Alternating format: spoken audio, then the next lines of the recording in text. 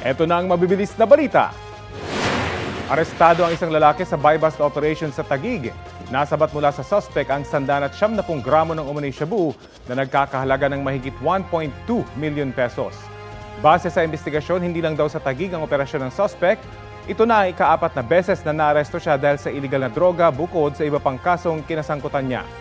Hindi iniharap ng mga pulis ang suspect sa media para magbigay ng pahayag.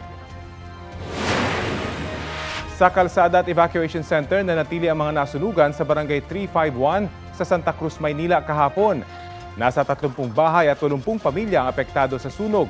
Isang senior citizen ang naiulat na nasawi sa insidente. Walang kuryente hanggang ngayon ang ilang bahay. Ayon sa mga otoridad, mabilis na kumalat ang apoy dahil gawa sa light materials ang mga bahay. Patuloy naman ang pakikipag-ugnayan ng mga otoridad para maayos ang mga nasirang linya ng kuryente.